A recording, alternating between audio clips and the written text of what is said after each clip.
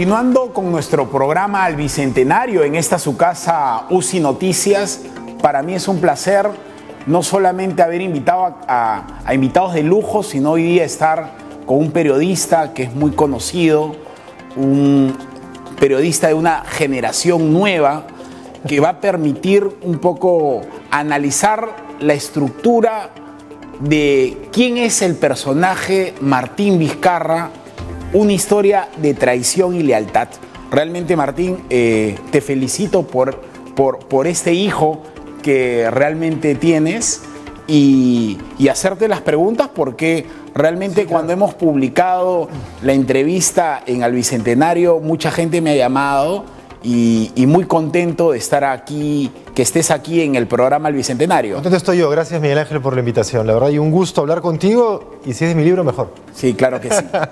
Martín, tú eres periodista, ya vienes ejerciendo la profesión del periodismo ya varios años.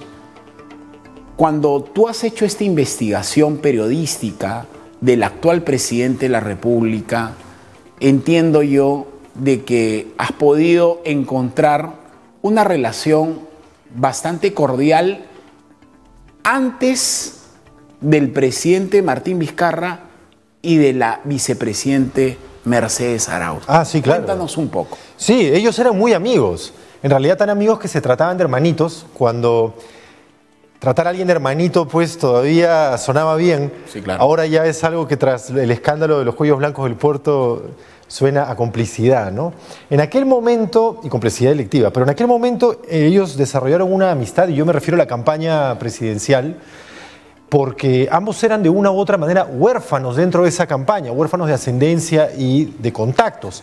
Recordemos que había varias camarillas, pero básicamente dos en la campaña de Pedro Pablo Kuczynski el año 2016. Por un lado, el partido político, en donde estaba Gilbert Violeta, Peruanos por el Cambio, claro, Jorge Villacorta, por ejemplo. Y la otra gran camarilla, digamos, era la de los banqueros, empresarios, amigos de Pedro Pablo Kuczynski, de su entorno profesional, en donde claramente estaba Susana de la Puente, por ejemplo, ¿no? Martín Vizcarra y Mercedes Arauz no pertenecían ni a uno ni a otro. Por supuesto, Mercedes Arauz estaba mejor conectada en Lima que Martín Vizcarra, pero ambos, de una u otra manera, tenían cierta orfandad, se sentían huérfanos dentro de este movimiento y se unieron muchísimo. Y durante la campaña eran tan cercanos que, por ejemplo, cuando terminaba un mitin y se bajaban un rato a almorzar antes de correr hacia otro evento, almorzaban juntos y Mercedes Arauz, si no se terminaba su plato, se lo acababa Martín Vizcarra, ¿no? Pero la verdad es que con el tiempo esta relación se fue agriando. Martín Vizcarra es una persona profundamente desconfiada y quizás es una de las grandes conclusiones del libro y es una línea que cruza la mayoría de los entrevistados con los que he hablado para perfilar al presidente. Y en algún momento la relación con Mercedes Arauz se resquebraja. ¿Cuándo exactamente pudo haber sido? Ya sea cuando sale tras el escándalo Chinchero o cuando Mercedes Arauz le pide que renuncie a la primera vicepresidencia en un intento para salvar a Pedro Pablo Kuczynski. Ahora, él no es parte de un establishment político, es decir, él no ha sido parte de una estructura ciertamente de gobierno nacional. Ah, no, claro. Vinculados a ciertos grupos de poder que te dan cierta sostenibilidad para tu manejo político. Pero ha sido un gobernador regional en Moquegua exitoso. Esto ha jugado a favor, ha jugado en contra ante la actual crispación que él mismo tiene hoy ante los otros poderes del Estado, principalmente el Congreso de la República. Sí, había terminado su presidencia sin duda, y tú marcas bien el contraste. Martín Vizcarra fue un gobernador exitoso de una región muy pequeña. Sí, claro. Moquegua tiene 175.000 habitantes, la ciudad de Moquegua, la capital de la región, tiene 75.000 más o menos, es decir, la población entera de esa ciudad entra en el Estadio Monumental de Lima y sobran asientos. Sí. Martín Vizcarra pertenece a una familia que es de una u otra manera, por usar el término, de la realeza moqueguana. Él tiene contactos en el lugar, conoce a la gente que hay que conocer en Moquegua, tiene una estructura que lo sostiene en Moquegua. Caso contrario a cuando decide dejar la región para aspirar a una posición más bien nacional. Cuando llega a Lima, no tiene ni una estructura partidaria, no tiene contactos en la capital, ¿no? y ahora como presidente no tiene ni siquiera una bancada oficialista, porque esa bancada funciona más como la oposición que el oficialismo. Entonces, sin duda, ese desarraigo juega un rol fundamental, creo yo, en su gestión como presidente de la República. Tan es así que aunque él en Moquegua ya era una persona que se respaldaba mucho en la opinión ciudadana a nivel local, ahora lo hace mucho más, porque es básicamente su único soporte. Y lo que te voy a decir ahora no es una frase mía, yo se la escuché a Jorge Nieto, el ex ministro de Defensa, y me parece además una frase aguda. La bancada de Martín Vizcarra es la opinión pública, y es tal cual.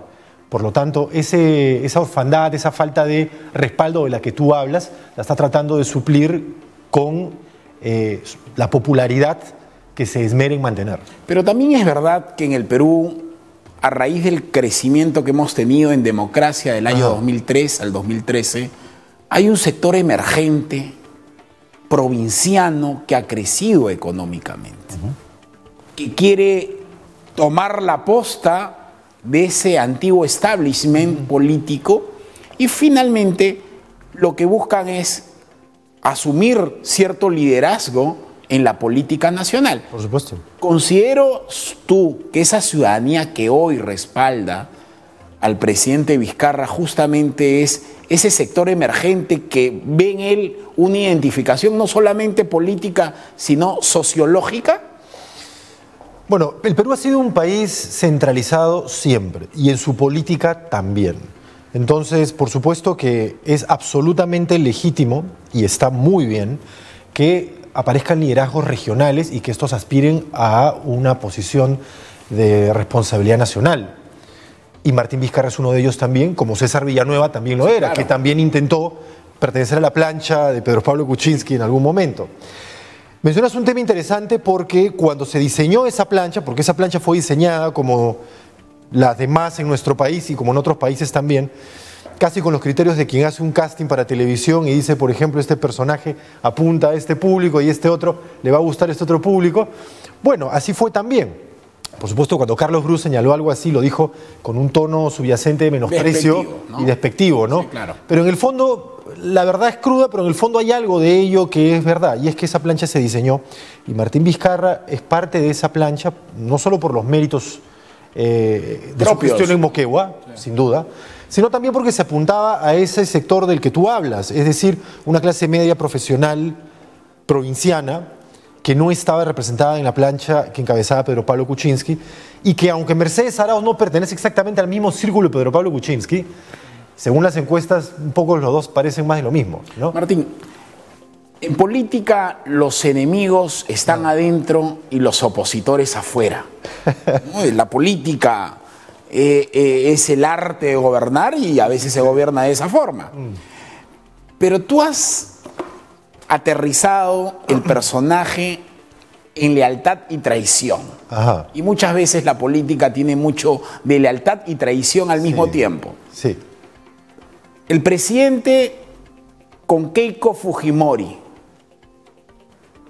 cuando a la caída del expresidente Pedro Pablo Kuczynski, hubo gestos de lealtad inicial y luego gestos de traición posterior. ¿A eso se refleja el libro en su contexto? En realidad el libro, aunque se llama Vizcarra, una historia de traición y lealtad, podría haber sido varias historias de traición y lealtad, porque las lealtades en la política peruana son especialmente frágiles.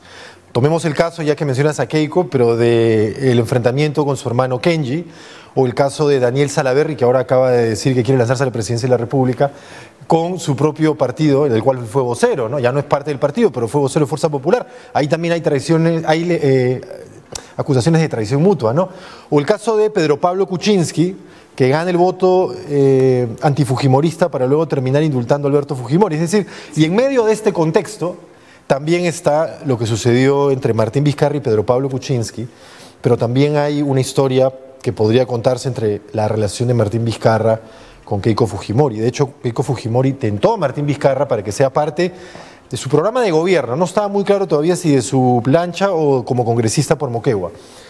Y cuando habló con Martín Vizcarra, le dijo que ella lo había mandado a investigar y que estaba en limpio y que quería que fuera parte de su equipo justamente porque lo consideraba una persona transparente y limpia. Pero en el mensaje, en el debate presidencial entre Keiko y Pedro Pablo Kuczynski, de las primeras cosas que dice Keiko Fujimori es: ¿cómo puede usted compartir la plancha presidencial con Martín Vizcarra, un hombre que ha sido reo contumaz? Esa fue la primera traición que Martín Vizcarra sintió de Keiko Fujimori. Luego más adelante hubo otros desencuentros, pero cuando Martín Vizcarra es juramentado presidente de la República, recuerda que en un principio parecía ser muy cercano al fujimorismo. Y en un momento, cuando él propone su primera reforma constitucional, parte de la misma impedía la reelección de los congresistas. Que fue el referéndum. Y luego es claro, convoca el referéndum y luego amenaza con la cuestión de confianza. El fujimorismo considera que Martín Vizcarra se les volteó. Yo he conversado con muchos fujimoristas que sienten que gracias a ellos Martín Vizcarra resultó presidente y que luego Martín Vizcarra fue desleal con ellos. Ahora, por ponerlo de una manera. Ahora, otra historia de lealtad y deslealtad o traición también es el propio acercamiento que tuvo con el ex premier César Villanueva, muy cercano a él para poder llegar a la presidencia de la República, asume el premierato y luego existen desavenencias entre ellos y él particularmente lo pone a un costado y entiendo yo que han habido algunos conflictos de tipo particular entre ellos dos.